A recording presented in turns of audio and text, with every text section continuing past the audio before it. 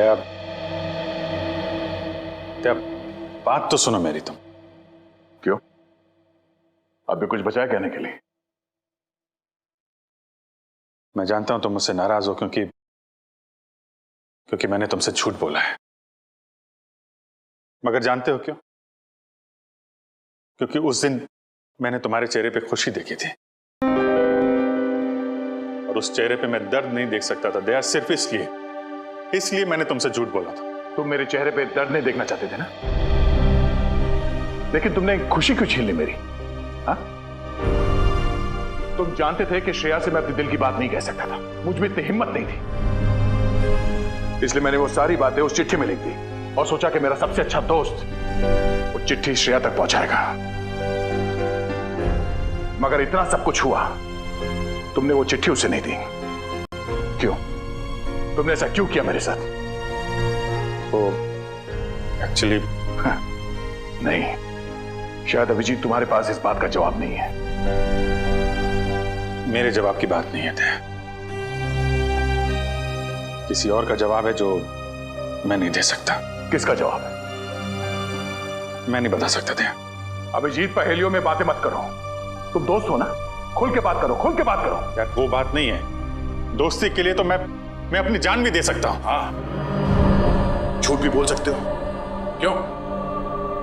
हाँ, मैंने तुमसे झूठ बोला है, लेकिन तुम्हारे लिए झूठ बोला, तुम्हें तकलीफ ना हो इसलिए झूठ बोला।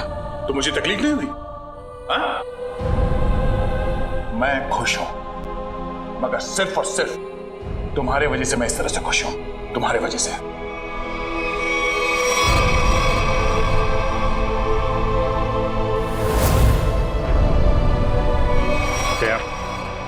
एक मिनट यार, प्लीज, ये श्रेया का गुस्सा मुझ पे मत उतारो यार।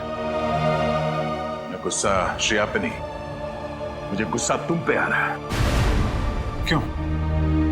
कसूर क्या है मेरा? यही कि मैं तुम्हें खुश देखना चाहता हूं। अरे यार, सिद्धार्थ वाली बात तुमसे किसने बताई? श्रेया के घर कौन लेके गया था तुम्हें? अरे तुम और श्रेया एक साथ होते तो दुनिया में सबसे ज्यादा खुश मैं होता यार, मैं। मगर श्रेया और मैं एक साथ तो नहीं है ना? हाँ? और मैं खुश भी नहीं हूं। यार अब इन बातों में कुछ रखा नहीं है, भूल जाओ। ठीक है, मैं भूलने के लिए तैयार हूं, मगर मेरे दिल की तसल्ली के लिए एक बार मुझे बता दो, तुमने वो चिट्ठी श्रेया को क्यों नहीं दी? नहीं, वो उसका जवाब मैं अभी नहीं दे सकता दया यार, मुझसे मत पूछो। क्यों ना पूछूं? इस एक सवाल का सीधा असर मेरी आने वाली जिंदगी भी पड़ता है और हमारी दोस्ती पे भी। ओ, मतलब अगर इस सवाल का जवाब मैंने नहीं दिया तो हमारी दोस्ती खत्म? मैंने ऐसा नहीं कहा। अरे रहने दो यार, अगर हमारी दोस्ती इतनी सस्ती है कि एक छोटे से आंधी के झोंके से उसकी नींव डगमगा जाए, तो मुझे भी ऐसी दोस्ती में कोई दिलचस्पी नहीं है।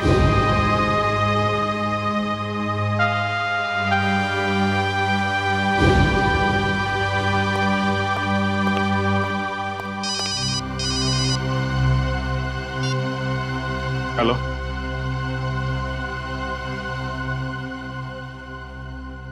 जी हाँ, सीआईडी ब्यूरो।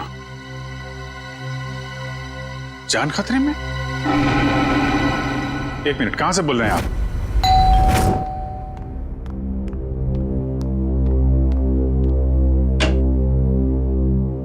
सीआईडी? जी हाँ। क्या हुआ आपकी पत्नी के साथ? सर आप बैठिए, मैं सब बताता हूँ। तुम तो कह रहे थे कि तुम्हारी पत्नी मुसीबत में। ये गलत कह रहे हैं, मैं बिल्कुल ठीक ठाक हूँ सर। तुम्हारी हिम्मत कैसे हुई मेरी पत्नी के कपड़े पहनने की? पता नहीं सर इनको क्या हो गया है, बिल्कुल बहकी बहकी सी बातें कर रहे हैं। मिस्टर राहुल, क्या मजाक है ये? अगर आपकी पत्नी ठीक ठाक है तो सीआईडी का वक्त बर्बाद करने से क्या फायदा? सर मैं सीआईडी का वक्त बर्बाद नहीं कर रहा हूँ सर, नम्रता सच में बहुत बड़ी मुसीबत में है। दरअसल कुछ घंटे पहले लगता आ गई।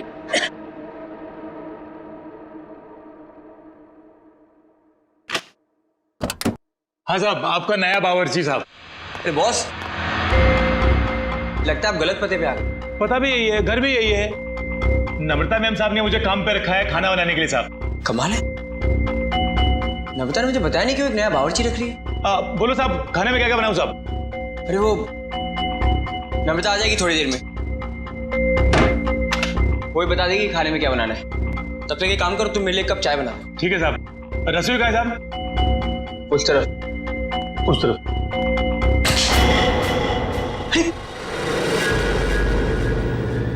ये चाकू?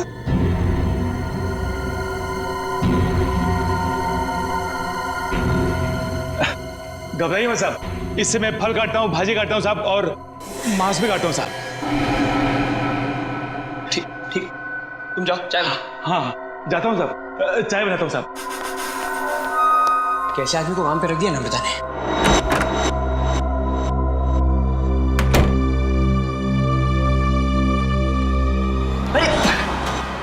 क्या साहब, डर गए क्या? ऐसे अचानक सामने आ गए तो कोई भी डरेगा ही ना। ये लो साहब, आपकी कॉफी। मैंने चाय बोली थी। क्या साहब, आपने कॉफी तो मंगाया था साहब, वही लाया हूँ साहब। अरे यार, मैंने चाय बोली थी। अरे कैसे बदतमीजी से बात कर रहे हो तुम? अरे एक तो गलती कर रहे हो, ऊपर से बदतमीजी से बात कर रहे हो मेरे साथ। कैसा आदमी रख दिया है। सॉरी डार्लिंग, आने में थोड़ी देरी होगी। वो मॉल में ना अच्छी से सेल लगी है तो कुछ ज्यादा ही शॉपिंग कर ली। एक्सक्यूज मी, कौन है आप? और यूं घर में कैसे घुसे चली आ रही है? अच्छा जी, मैंने कुछ ज्यादा खर्चा कर दिया तो इसलिए तुम अपनी पत्नी से ऐसे बात करोगे? पत्नी? कौन हो तुम? और नम्रता कहाँ है? तुम्हारे सामने। अच्छा, अब समझ में आया। मेरी पत्नी ने ही कहा है ना तुम्हें मेरे साथ मजाक करने के लिए, है ना?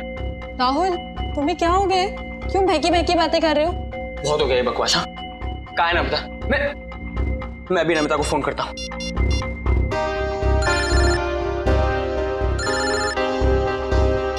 हेलो, कैसे हो?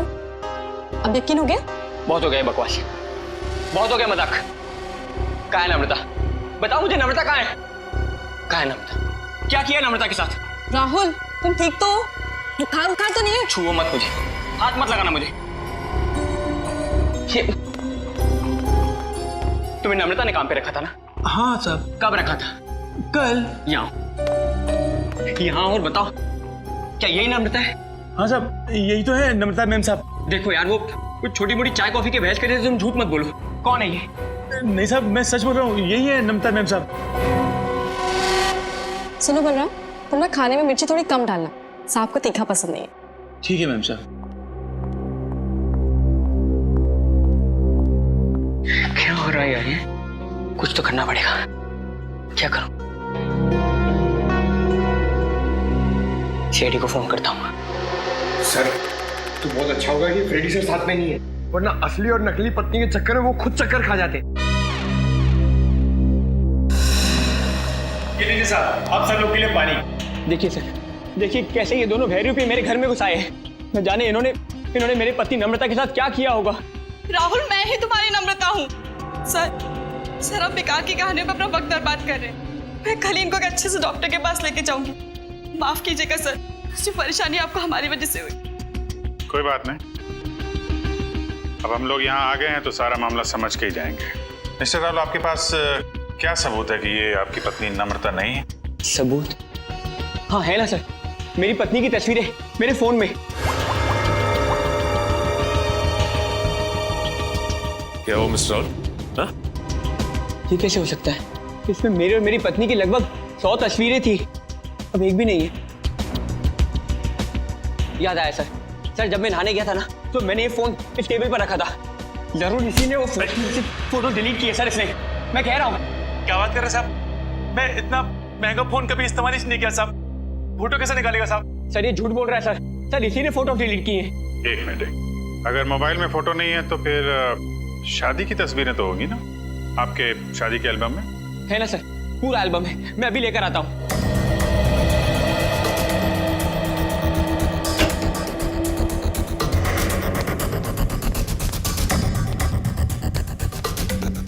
सर ये लीजिए सर, हमारी शादी का एल्बम। अब हो जाएगा दूध का दूध और पानी का पानी।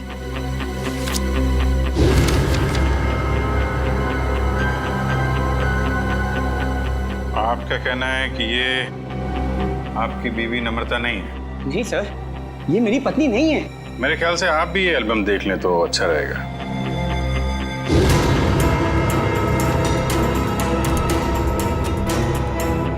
ये कैसे हो सकता है सर? ये कोई बहुत बड़ी साजिश है। ये कोई साजिश है मेरे खिलाफ। जरूर इसमें मेरी पत्नी भी शामिल है। उसी ने भेजा होगा इन दोनों को। मिस्टर राहुल, कभी आप कहते हैं कि आपकी पत्नी खतरे में है, कभी आप कहते हैं कि वो आपके खिलाफ साजिश रच रही है। कहने क्या चाहते हैं आप? सर मुझे कोई खतरा नहीं है और ये कोई साजिश नहीं है। मैंने आपसे कहा ना इनकी तबीयत खराब है। तुम चुप रहो, मुंह बंद रखो अपना। एक मिनट, आप नम्रता हैं, आपके पास कोई आईडी वगैरह है? जी हाँ सर, पासपोर्ट है, पैन कार्ड है। आपको जो चाहिए मैं दिखा सकती हूँ। प्लीज। एक मिनट।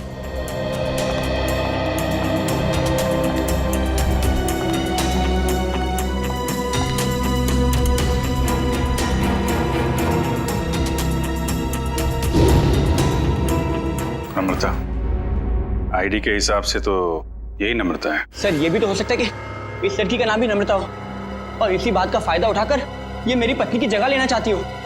सर नाम एक हो सकता है लेकिन जन्मदिन 19 अगस्त 1986। जन्मदिन का भी एक होना ये बहुत ही बड़ा सहयोग है। क्यों राहुल? अच्छा ये बताइए कि आपकी पत्नी का जन्मदिन भी क्या इसी दिन आता है? हाँ सर, तारीख तो वही है पर ये सहयोग भी तो हो सकता है ना सर। ये संयोग है, वो संयोग है। मिस्टर राहुल, हम आपकी बात पे यकीन करें तो करें कैसे और क्यों? सर मैं सच कह रहा हूँ सर, ये झूठ बोल रही है। तुम नम्रता हो ना, तो ये बताओ कि हमारी शादी की सालगिरह कब है? बताओ ना, हमारी शादी की सालगिरह कब है? देखा सर, ये नहीं जानती है, ये झूठ बोल रही है। बताओ ना, हमारी शादी की सालगिरह कब है? 14 फरवरी। सर राहुल मुझसे बहुत प्यार करते हैं।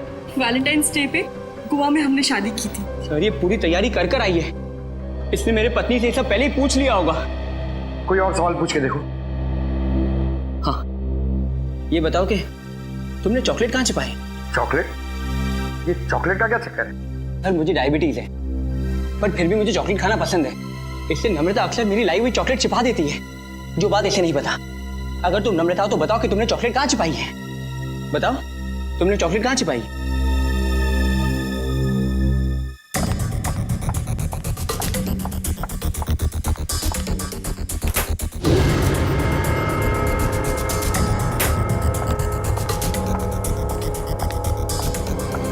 ये रही चॉकलेट। मैं तुम्हें खाने नहीं दूंगी, डायबिटीज है तुम्हें।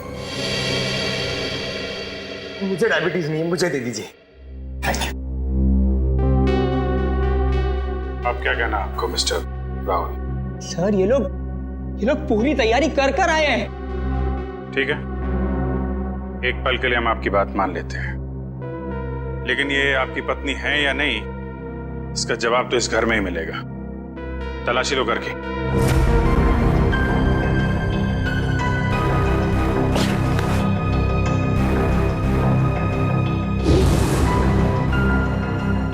एक काम कीजिए, आप लोग अपने माता पिता को यहाँ बुलाइए, अभी पता चल जाएगा। सर मेरे माँ बाप तो दुनिया में नहीं रहे। सर मेरे भी नहीं है।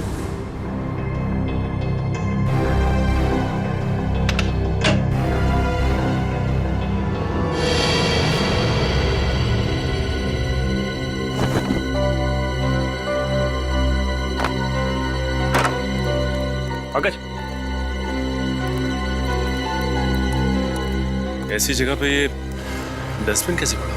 तो कोई रिश्तेदार दोस्त वो तो होंगे इस शहर में ना, उनको बुलाइए। सर दरअसल हम कुछ ही दिन पहले बैंगलोर से यहाँ शिफ्ट हुए हैं। यहाँ हम किसी को भी नहीं जानते। ओह, तो तुमने ये भी पता लगा लिया है?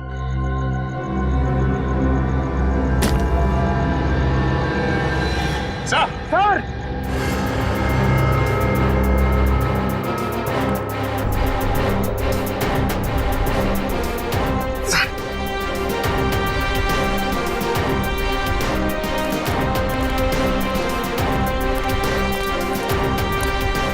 सर, लाश।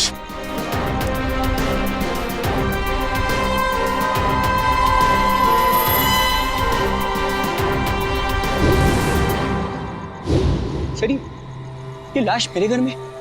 ये कौन सा खेल खेल रहे हो तुम राहुल? पहले पति पत्नी का झगड़ा सुलझाने के लिए यहाँ बुलाया, फिर तुम्हारे घर से एक लाश निकली है। किसकी लाश है ये? सर मुझे कुछ नहीं पता सर। सर मैं इसे जानता भी नहीं। साहब मैं भी इसे नहीं जानती। तुम जानते हो? नहीं साहब, मैं नहीं जानता उसको। ये देखिए सर, यहाँ इसके सीने पे गोली मारी और इसके गले पे खरोच का निशान भी है। घाव तो बिल्कुल ताजे हैं, लगता है कुछ घंटों पहले इसे मारा गया है। कोई आईडी वगैरह मिली? एक मिनट।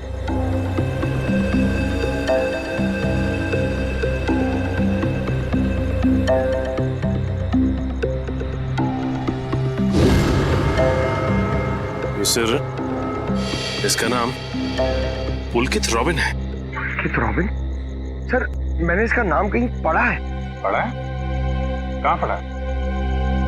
अरे सर ये तो एक बहुत ही मशहूर टीवी सीरियल राइटर है सर, साउथ बहू का सीरियल मैं देखता हूँ सर। एक टीवी सीरियल राइटर की लाश मेरे घर में? पंकज मोबाइल पे देखो, इंटरनेट पे इस पुलकित रॉबिन की फोटो निकालो, देखो कहीं ये वही आदमी तो नहीं।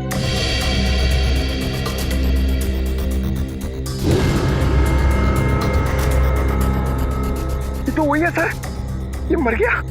अरे उस शो का क्या होगा? मैं तो हर एपिसोड देखता था, अभी अभी एक नया अच्छा ट्रैक चालू हुआ था। सर मैं तो ये सब में फंस नहीं जाऊंगा ना सर? मिस्टर राहुल, तुम्हारे घर से एक लाश मिली है। लाश जब तक खूनी पकड़ा नहीं जाता आप सब लोग हिरासत में रहेंगे। सचिन घर सीज कर दो और इस पुलकित रॉबिन का एड्रेस निकालो।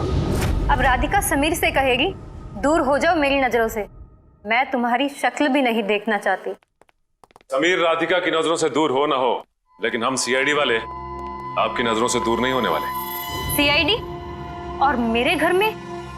जी वैसे आप राइटर्स लोगों का काम बहुत मुश्किल होता है ना, इतना पेचीदा ताना बाना मुनना पड़ता है, कभी कहानी का, कभी किरदारों का और कई बार खून का। दरअसल मैं समझी नहीं, आप लोग यहाँ क्यों आए हैं? दरअसल हम आपसे खून के बारे में पूछताछ करने आए, मगर अगर आप चाहें तो अगले हफ्ते देविका के साथ शो में क्या होने वाला है ये हमें बता सकती हैं, क्योंकि पुलकित जी तो रहे नहीं। क्या पुलकित सर का खून हो गया? कब और कैसे? ये तो अब आप ही बता सकती हैं। मैं? मुझे कुछ नहीं पता। इतनी भोली बनने की जरूरत नहीं है आपको, हम पुलकित के घर से आ रहे हैं। पुलकित की पत्नी ने बताया कि आप पुलकित की असिस्टेंट हैं। और कल शाम वो आपसे मिलने के लिए ही घर से निकले थे, मगर वापस पहुंचे ही नहीं। ये बात सच है, मैं और पुलकित सर कॉफी शॉप में मिलने वाले थे, लेकिन वो वहाँ पहुंचे ही नहीं। कौन सी coffee shop? IG coffee shop. वही जो बैरिक्स रोड पे? हाँ जी वही। मगर पुलकित की लाश हमें मिली सृष्टि नगर में, और ये बैरिक्स रोड सृष्टि नगर से बहुत दूर है। तो इसका मतलब ये है कि तुमने पुलकित को कॉफी शॉप पर बुलाया, उसके बाद उसे बहला फुसलाकर तुम सृष्टि नगर ले गई और वहां तुमने उसका खून कर दिया। नहीं, ये बात गलत है, मैं ऐसा क्यों करूंगी? क्योंकि तुम पुलकित से जलती थी और तुम पुलकित की जगह लेना चाहती थी, इसलिए तुमने पुलकित का खून कर दिया। ये सब झूठ है। मैं 8 बजे से लेकर 11 बजे तक उनका इंतजार करती रही, पर वो वहां पर पहुंचे ही नहीं। मैं घर वापस आ गई क्योंकि उनका फोन भी नहीं लग रहा था। आपकी बात में कितनी सच्चाई और कितना झूठ ये बहुत जल्द पता लग जाएगा। आप हमारे साथ चलिए। मगर कहाँ? ये सब क्या है? आप लोग हमें यहाँ क्यों लाए हैं? कोई कुछ बता क्यों नहीं रहा है हमें? एक मिनट, शांत हो जाए मैडम, सब कुछ पता चल जाएगा। मैं पुलकित की पत्नी हूँ और आप मुझ पर भी शक कर रहे हैं। हम किसी पर शक नहीं कर रहे, हम अपनी ड्यूटी कर रहे। ये आप प्लीज अपना हाथ आगे बढ़ाइए, हम लोगों को आपके खून के सैंपल्स लेने हैं। खून का सैंपल? मगर क्यों? क्योंकि पुलकित की गर्दन पर हमें कुछ खरोंच के निशान मिले और उस खरोंच में नेल पॉलिश के ट्रेसेस हैं। इसका मतलब साफ है, पुलकित के खून में किसी लड़की का हाथ है। लाइए हाथ आगे कीजिए। तो फिलहाल इस केस में लड़कियां सिर्फ आप तीनों ही। सर आप लोग खूनी को ढूंढने में इतनी मेहनत करें, प्लीज मेरे पत्नी को भी ढूंढिए ना। न जाने नम्रता किस हाल में होगी, कहाँ होगी। फिर वही बात राहुल, कब तक खेलोगे ये खेल? और मैं एक बार नहीं बार बार कह चुकी हूँ कि मैं ही तुम्हारी नम्रता हूँ। चुप हो जा तुम, कितना झूठ बोलोगी? क्या चाहिए तुम्हें? पैसे चाहिए ना? कितने पैसे चाहिए तुम्हें मेरे घर और मेरी जिंदगी से जाने के लिए? क्या? मैं और पैसे? कैसी बात कर रहे हो तुम राहुल? मिस्टर राहुल, आपके पास आपकी पत्नी का फोटो नहीं है, चेहरा तो याद है, कम से कम उनका स्केच तो बनवा सकते हैं। जी सर जरूर। ये बाल आगे से, हाँ यहाँ से थोड़े और लंबे। साहब, हमारे क्रिमिनल डेटाबेस में इस बावर्ची का कोई रिकॉर्ड नहीं है। देखा साहब, मैं बोल रहा था ना साहब, मैं एकदम निर्दोष है साहब, मुझे जाने दो ना साहब। ठीक है, तुम जा सकते हो, मगर याद रख तुम शहर से बाहर नहीं जाओगे और जब भी बुलाया जाए ब्यूरो आ जाना। ठीक है। पता नहीं किसका स्केच बनवा रहे हैं ये, मैं तो यहाँ बैठी हूँ। Sir. Okay, thank you Paresh. तो राहुल, स्केच ठीक बना? हाँ सर, बिल्कुल यही है मेरी पत्नी नम्रता। और मैं कौन हूँ? इसकी सौतन? पता नहीं सर किस लड़की का चेहरा है ये, किसका चेहरा बनवाया इन्होंने, मुझे तो समझ में नहीं आ रहा। किसकी नजर लगी है हमारी हंसती खेलती जिंदगी को। सर इसके आंसू पे मत जाइए, ये मगरमच्छ के आंसू है। ये इन्हें हथियार बना के मेरे खिलाफ इस्तेमाल करना चाहती है, मुझे फंसाना चाहती है सर। राहुल, अगर तुम्हें मेरे साथ नहीं रहना तो साफ साफ कह दो ना, मैं तुम्हें डिवोर्स दे दूंगी। पर ये सब ड्रामा करने की क्या जरूरत है? सर ये पुलकित के कॉल रिकॉर्ड्स हैं। उसने जेनिफर के साथ में शाम को 5 बजे बात की थी और ठीक 1 घंटे बाद उसे लैंडलाइन नंबर से फोन आया था सर। अच्छा, ये लैंडलाइन नंबर है किसका, कुछ पता किया? हाँ sir, Bhavesh imports and exports नाम है कंपनी का। क्या कहा आपने? Bhavesh imports and exports? हाँ, क्यों? आप इस कंपनी के बारे में जानती हैं? हाँ सर, मैं जानती हूँ। राहुल इसी कंपनी में तो काम करते हैं। आप लोग मेरी तरफ इस तरह क्यों देख रहे हैं? मैंने उसे फोन नहीं किया है सर, मैं तो उस पुलकित को जानता तक नहीं हूँ। बुधवार शाम 6 बजे तुम अपने ऑफिस में थे या नहीं? 6 बजे ठीक तरह याद तो नहीं आ रहा, पर शायद तब तक मैं ऑफिस से निकल गया था सर। देखो राहुल, शायद से तो काम नहीं चलेगा। सर अगर आप लोगों को मेरे पे विश्वास नहीं है तो आप लोग मेरे ऑफिस चल के पूछताछ कर सकते हैं। ठीक है, तो चलकर पूछताछ कर लेते हैं तुम्हारे ऑफिस में, और ये भी पता कर लेते हैं कि जो स्केच तुमने बनाया है ऐसी कोई लड़की है भी या नहीं। एक बार शर्मा जी के पास पहुंचा दीजिए, मैंने चेक कर लिया। उन्हें बोलिए टेंडरिंग का प्रोसेस चालू था।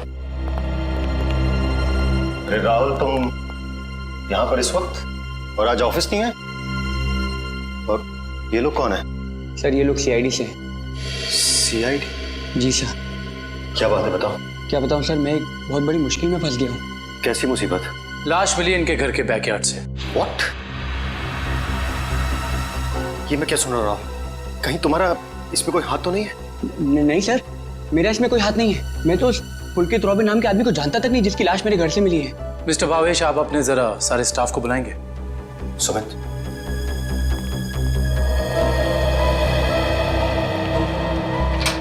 सुनो, सबको बॉस अंदर बुला रहे हैं।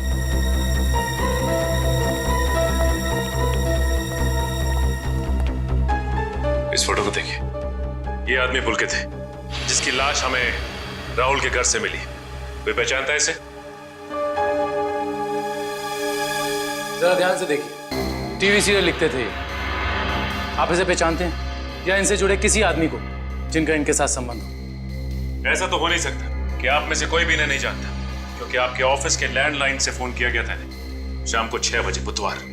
व्हाट? तो शायद राहुल ने किया होगा। मैं क्यों फोन करूंगा सर, मैं तो उसे जानता भी नहीं। और ऐसा भी तो हो सकता है कि इसी ऑफिस से किसी और ने फोन किया हो। और तो और सर, मैं तो जिस घर में रहता हूँ घर भी मुझे ऑफिस की तरफ से मिला है। Interesting, very interesting. आप में से किसी को याद है कि बुधवार को राहुल कितने बजे तक ऑफिस में था? हाँ सर, 5:30 बजे तक। 5:30 बजे, और पुलकित को फोन किया गया 6 बजे। हरीश जी, बहुत बहुत शुक्रिया हमारी दुविधा दूर करने के लिए। Thank you. हरीश, क्या तुम मेरा एक काम और करोगे? हाँ बोलो। तुम्हें याद है तुम वो इम्पोर्टेंट पेपर्स लेकर मेरे घर आए थे? हाँ याद है। तब तुम मेरे पत्नी नम्रता को मिले थे ना? हाँ राहुल, लेकिन उस बात का इस खून से क्या लेना देना है? लेना देना है, क्योंकि एक अनजान औरत मेरे घर में घुस आई है और मेरे पत्नी होने का नाटक कर रही है। क्या तुम प्लीज उसे चल के मेरे लिए पहचान सकते हो? हाँ श्योर। कहाँ है वो औरत? नीचे हमारी गाड़ी में बैठी हुई, आइए हमारे साथ। देखना सर, अब इस औरत का भांडा फूट जाएगा। धीरज रखिए, अभी पता चल जाएगा। अरे हरीश जी, कैसे हैं आप? हेलो नम्रता, मैं ठीक हूँ, तुम कैसी हो? क्या बताओ, पता नहीं राहुल को क्या हो गया है। हरीश, ये तुम क्या कह रहे हो यार? ये मेरी पत्नी नम्रता नहीं है। व्हाट? ये कैसी बात कर रहे हो राहुल? यही तो नम्रता है, तुम्हारी पत्नी, जिससे तुमने मुझे मिलवाया था। अब क्या कहना है मिस्टर राहुल आपका? है कोई जवाब आपके पास? हरीश, लगता है तुम्हारी आंखों का नंबर बढ़ गया है। जाके अपनी आंखें टेस्ट करवाओ। तुम एक ही बार मिले इसलिए शायद इसे पहचान नहीं पा रहे हो। हाँ मिस्टर राहुल, मेरे चश्मे का नंबर जरूर बढ़ गया है, लेकिन मेरी याददाश्त कमजोर नहीं हुई है। यही नम्रता है। यकीन नहीं होता ये सब में तुम भी शामिल हो। सर, मैं कह रहा हूँ पुलकित के खून में ना इसी का हाथ है। अरे ये कैसी बात कर रहे हो राहुल? तुम्हारा दिमाग खराब हो गया है? सर, ये झूठ बोल रहा है। मैं ठीक कह रहा हूँ सर। राहुल, ठीक और गलत का फैसला हम लोग करेंगे, आप नहीं। सर, मैं आपको कुछ बताना चाहती हूँ। सर, कुछ साल पहले राहुल को एक मानसिक बीमारी थी और शायद उन्हें वो बीमारी वापस हो गई है। क्या? इतनी बड़ी बात तुमने हमसे छुपाई क्यों? ये भी पता कर आई हो तुम? सर, ये सच है कि मुझे बीमारी थी, पर अब मैं बिल्कुल ठीक हूँ।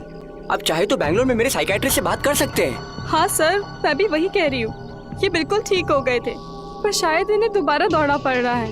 ये मुझे पहचानने से इनकार कर रहे हैं। सर, शायद इन्होंने ही पुलकित को मारा होगा। चुप हो जाओ तुम। एक तो मेरी बीवी को गायब कर दिया, ऊपर से मेरे पे झूठा इल्जाम लगा रही है। मैं इसे जान से मार दूंगा। पीछे हो। क्या बिगाड़ा है मैंने राहुल तुम्हारा? सर प्लीज राहुल को अपनी कस्टडी में ले लीजिए सर। देखिए ना, अपनी पत्नी को दिन दहाड़े जान से मारने की धमकी दे रहा है ये। पुलकित का खून राहुल ने किया है या किसी और ने, इसका पता तो हम लगा ही लेंगे। मगर ऐसा तो हो नहीं सकता कि पुलकित को मरते हुए किसी ने देखा या सुना ना हो। उस मोहल्ले के लोगों से पूछताछ करनी होगी। सर, आसपास के सभी घरों में हमने पूछताछ कर ली है, बस ये एक आखिरी घर बाकी है। चलो यहाँ भी पूछ के देखते हैं। संभल के।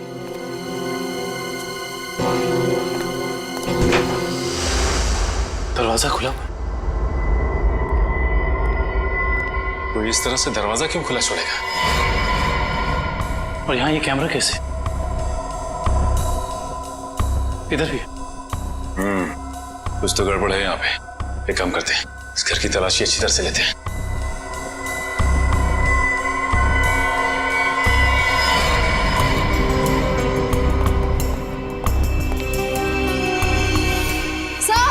सर जल्दी आइए। ये देखिए, एक और कैमरा, 2 कंप्यूटर स्क्रीन, स्पीकर्स और हेडफोन्स। दो कंप्यूटर स्क्रीन एक साथ बाहर, और यहाँ कैमरास भी लगे। कहीं यहाँ वीडियो एडिटिंग तो नहीं चल रही? इसे ऑन करो।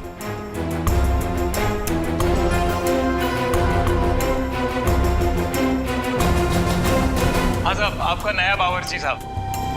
लगता है आप गलत पते पे आ गए। नम्रता मैम ने मुझे काम पे रखा है खाना बनाने के लिए। चाय बनाता हूँ साहब। अरे जाओ ना। अभी क्या है? सॉरी डार्लिंग, आने में देर हो गई। वो मॉल में ना सेल लगी थी, तो कुछ ज्यादा ही शॉपिंग करनी। माय गॉड, एक कैमरा लगा के राहुल के घर पे नजर रखे हुए। क्या हुआ आपकी पत्नी के साथ? सर आप बैठिए, मैं सब बताता हूँ। सिर्फ राहुल की नहीं, सीआईडी की भी। मैं तो बिल्कुल ठीक ठाक हूँ। सर, एक बात समझ में नहीं आ रही है, इतनी दूर से सीआईडी का वक्त बर्बाद करने से क्या फायदा है? मगर ये आवाज इतनी क्लियर कैसे आ रही है? मैं भी आया। सर,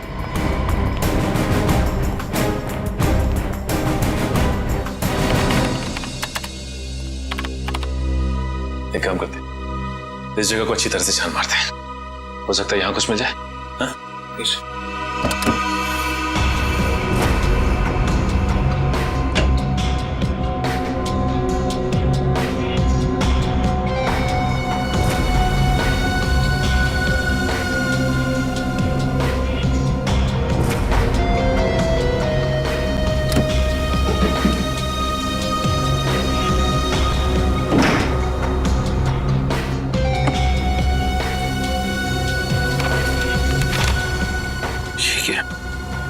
क्या हुआ सर? ये देखो, जमीन के पेपर्स। ये घर किसी गिरधारी के नाम पे है।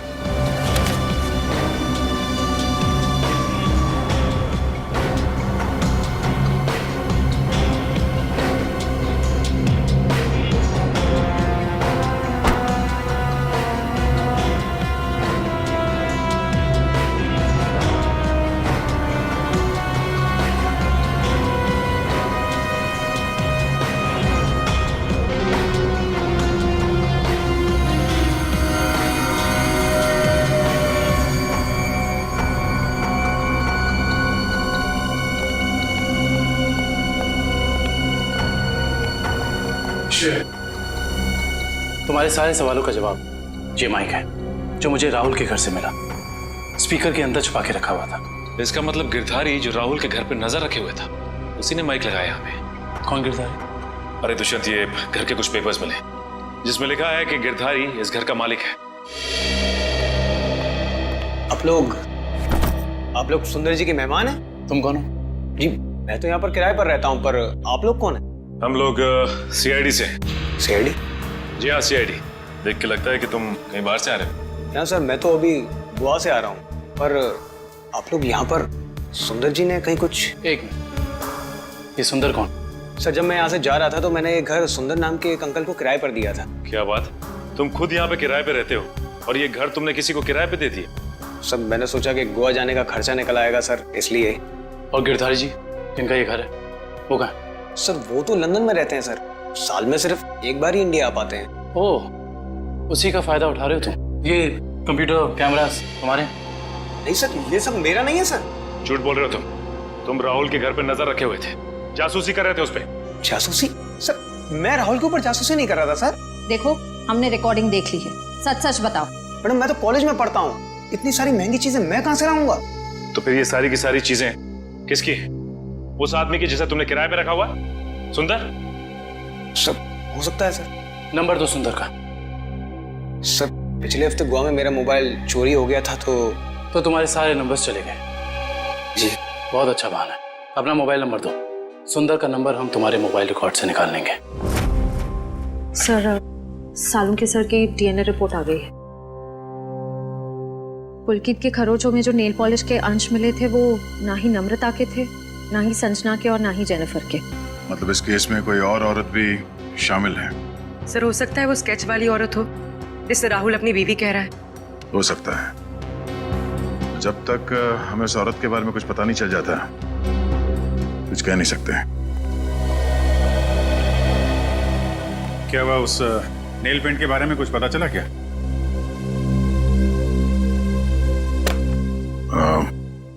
पूरी मुझे कुछ काम है, मैं बाद में आता हूँ।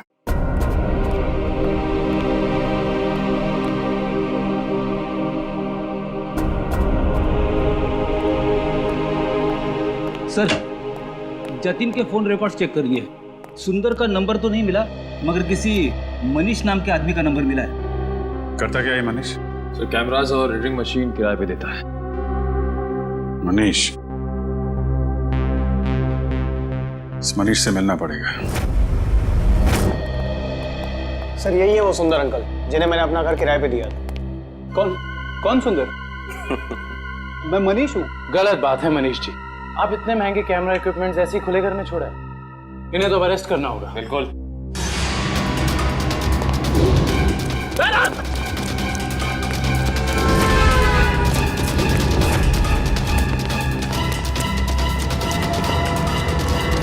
अरे रुको रुको रुको मनीष, कहाँ भाग के जा रहे हो? अभी तो तुम्हारा ऑडिशन भी बाकी है जो शुरू होता है अब। मेरा कोई इरादा नहीं था सर, मैंने तो वही किया जो मुझसे कहा गया था करने के लिए। जिसने मेरे दुकान से कैमरा और एडिटिंग मशीन किराए पे लिया था उसी ने मुझसे कहा था ये सब करने के लिए। जिसने तुमसे कैमरा किराए पर लिया उसी ने तुमसे घर भी किराए पर लेने को कहा? जी सर, उसी ने मुझसे कहा था कि कैमरा इस तरह से फिट करूं कि सामने वाले घर का सारा नजारा दिखना चाहिए। अब तो मिलना पड़ेगा इस इंसान से। है कौन ये जनाब? जी कहिए। जी हम लोग सीआईडी से। सीआईडी? आइए। भावेश का कुछ पता चला क्या? भावेश का पता चला मतलब? हम लोग तो भावेश से ही मिलने आए। लेकिन वो तो कल से घर नहीं आए, उनका फोन भी नहीं लग रहा है। क्या कल से घर नहीं आए? आपने पुलिस में रिपोर्ट लिखवाई? मैंने रिपोर्ट लिखवाई थी लेकिन उन्हें भी कुछ पता नहीं चल पा रहा है। सर लगता है उन्हें पता चल गया होगा कि हम आने वाले हैं, इसलिए।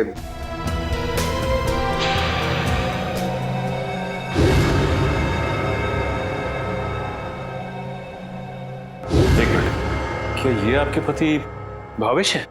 जी हाँ। ये केस तो और पेचीदा बनता जा रहा है। सब मेरे पति भावेश को ढूंढ निकालिए। देखिए मैम, आप चिंता मत कीजिए, अब भावेश का नंबर दीजिए हमें। जी 197985643।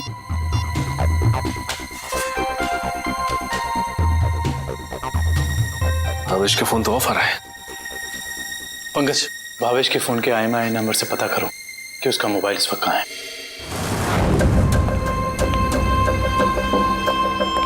मैं आखिरी बार पूछ रही हूँ भावेश तुमसे, वो सीढ़ी तुमने कहाँ रखी है? नहीं बताऊंगा मैं मर भी जाऊँ ना तो तुम्हें भी साथ लेकर डूबूंगा, समझ गई तुम? मैं डूबू या ना डूबू, पर तुमने अपनी जिंदगी जी ली है, याद कर लो अपने भगवान को।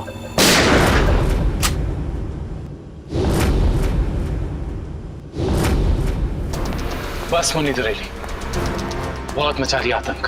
कानून को काफी वक्त से तुम्हारी तलाश थी, मगर हमें नहीं पता था कि हम इस केस के जरिए तुम तक भी पहुंच जाएंगे। खुश तो ऐसे हो रहे हो जैसे तुमने मुन्नी को जेल में डाल दिया है। ये तुम्हारी खुशकिस्मती है या बदकिस्मती कि तुम मुन्नी के दरबार में खुद चलकर आए हो?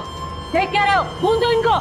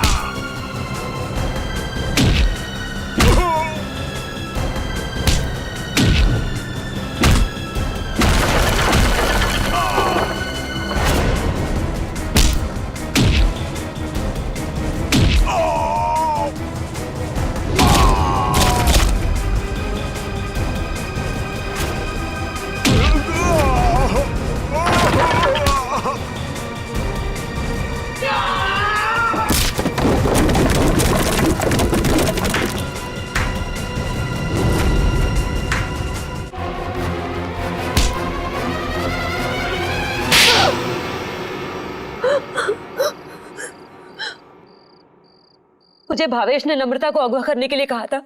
क्यों भावेश, क्या बिगाड़ा था नम्रता ने तुम्हारा? बहुत लंबी कहानी है। कोई बात नहीं मिस्टर भावेश, CID के पास मुजरिमों की दास्तान सुनने के लिए हमेशा वक्त रहता है। शुरू कीजिए अपनी कहानी। ये उस वक्त की बात है जब मैं शहर में नया नया आया था। टेलीविजन की दुनिया में लेखक के तौर पर नाम कमाना चाहता था। अलग अलग तरह की कहानियां लिखी, अलग अलग तरह के किरदारों को जन्म दिया। मेरी आंखों में सिर्फ एक ही सपना था कि किस तरह मेरी कहानी छोटे पर्दे पर साकार हो जाए। मगर तुम्हारा तो इंपोर्ट एक्सपोर्ट का बिजनेस था ना? क्योंकि मेरे साथ कुछ ऐसा हुआ जिसने मुझे मजबूर कर दिया अपने सपनों को कुचलने के लिए। जिसके साथ मैं किराए के घर में रहता था, जिसे मैं अपना दोस्त समझता था, उसने मुझे धोखा दिया। उसने मेरी कहानी चुराई और एक चैनल में बेच दी और रातों रात अमीर बन गया। हर तरफ उसी के चर्चे, उसी की बातें। मैं ये सदमा बर्दाश्त नहीं कर पाया और फिर मैंने अपने करियर को नई दिशा दी और भावेश इंपोर्ट एक्सपोर्ट का बिजनेस शुरू कर दिया। मगर इस सब का मेरी किडनैपिंग से क्या लेना देना है? ये बात सच है कि मैंने अपनी लाइन बदल दी थी, लेकिन ये भी सच है कि मेरे अंदर एक राइटर छुपा हुआ है। टेलीविजन में कुछ कर गुजरने का जुनून है मेरे अंदर। मैंने वापस कलम उठाई और एक अनोखे रियलिटी शो का कॉन्सेप्ट लिख डाला, जिसमें पति पत्नी में से किसी एक की जगह एक अजनबी अगर उनके घर आ जाए तो फिर उस पार्टनर की क्या प्रतिक्रिया होगी। इस तरह का रियलिटी शो लिखा था मैंने। क्या ये सब एक रियलिटी शो था? चैनल को मेरा कॉन्सेप्ट बहुत अच्छा लगा, लेकिन वो ये जानना चाहते थे कि इसे पर्दे पे कैसे उतारा जाए। तो मैंने एक पायलट एपिसोड बनाने के बारे में सोचा और एक्सपेरिमेंट के तौर पर मैंने अपनी कंपनी में आए हुए नए एम्प्लॉय राहुल को शामिल किया। वाह, कमाल है। अगर तुम एक रियलिटी शो ही बनाना चाहते थे तो एक जायज ढंग से भी बना सकते थे। फिर कानून को अपने हाथ में लेने की क्या जरूरत थी तुम्हें? मैंने कोशिश तो की थी जायज तरीके से करने की, लेकिन किसी ने मेरी मदद नहीं की। तो मैंने सोचा कि क्यों ना कुछ दिनों के लिए नम्रता को अगवा कर लिया जाए और फिर मैं अपने 2 कलाकारों बावर्ची और नकली नम्रता को उसके घर भेज दूंगा और काम होने के बाद असली अमृता को फिर उसके घर भेज देता। और इसमें वो टीवी राइटर पुलकित रॉबिन, वो कहां से आ गया? पुलकित रॉबिन ही वो शख्स है जिसने मेरे आइडियाज, मेरी कहानी चुराई और मशहूर हो गया। उसे पता चल गया था कि मैं चैनल में कुछ बड़ा रियलिटी शो का आइडिया लेकर जाने वाला हूं। बस उसी की जासूसी करने के लिए यहाँ पर आया हूँ। आज तो पता लगाना ही पड़ेगा कि भावेश कौन सा बड़ा कंसेप्ट चैनल वाले को बेचने वाला है।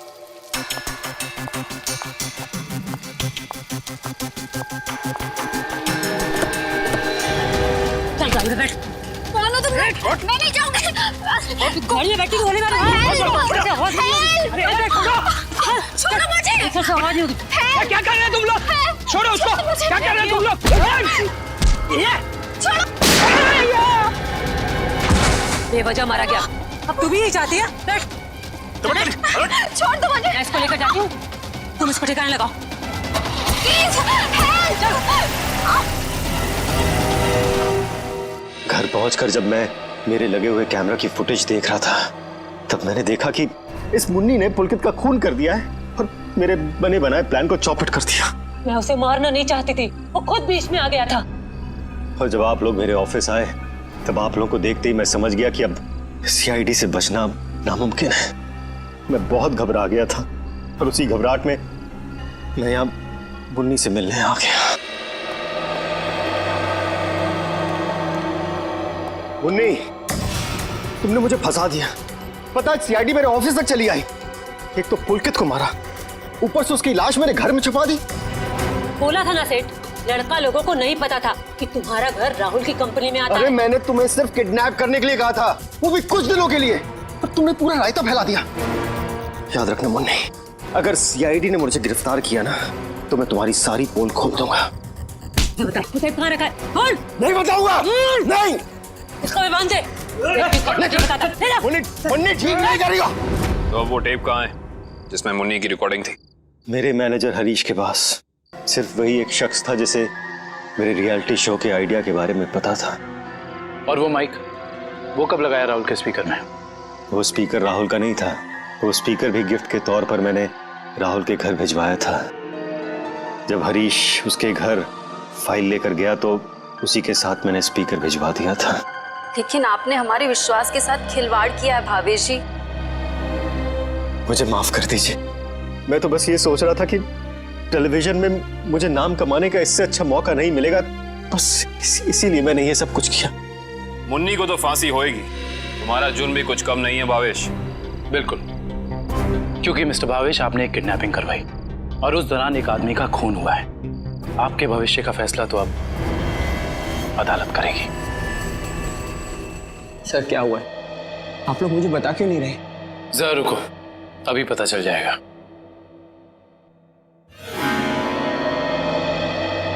राहुल, राहुल, नम्रता, तुम ठीक तो हो? तुम ठीक हो ना? हाँ, मैं ठीक हूँ। थैंक गॉड तुम आ गई। थैंक गॉड तुम वापस आ गई। मुझे तो लगा था मैंने तुम्हें हमेशा हमेशा के लिए खो दिया है। हाँ, मुझे भी ऐसे ही लगा था। मुझे तो उम्मीद भी नहीं थी कि मैं कभी तुम्हारे पास जिंदा लौट कर भी आऊंगी। वो तो अच्छा हुआ कि सही वक्त पर सीआईडी वाले आ गए, जिन्होंने हमें फिर से मिला दिया। तुम दोनों मुझे माफ कर देना। मुझे नहीं पता था कि मेरी एक्टिंग चीजों को इतनी गलत दिशा में ले जाएगी। एक्टिंग? मैडम, माना कि भावेश जी ने आपको वहाँ एक एक्टिंग असाइनमेंट के लिए भेजा था, मगर लाश देखने के बाद और सीआईडी की कस्टडी में होने के बावजूद आपने हमें सच क्यों नहीं बताया? क्योंकि सर उन्होंने मुझसे कहा था कि कितनी भी टेढ़ी स्थिति क्यों ना आ जाए, मैं अपना काम करना ना छोड़ूं, एक्टिंग ना छोड़ूं। इसलिए मुझे लगा कि वो नाश भी लगती है और सीआईडी भी सब उस रियलिटी शो का हिस्सा है। वाह, और आप अपनी एक्टिंग के चौके छक्के की बारिश करते रही। मुझे माफ कर दीजिएगा सर, पर आपको तो पता है ना कि एक नए एक्टर के लिए टीवी और फिल्मों की दुनिया में पाँव जमाना कितना मुश्किल है। इसलिए मैं कोई गलती करना नहीं चाहती थी, इसलिए मैं एक्टिंग करती रही। अब आप लोग मुझे जो सजा देना चाहें मुझे मंजूर है। सर रहने दीजिए ना सर, अब मुझे मेरी नम्रता मिल गई और आप लोगों ने भी असली मुजरिम को पकड़ लिया है। गलती तो उन्होंने की है तो इन्हें सजा भी मिलेगी, लेकिन इन्हें क्या सजा मिलेगी ये अदालत तय करेगी। फिलहाल आप दोनों जा सकते हैं। Thank you sir, thank you so much.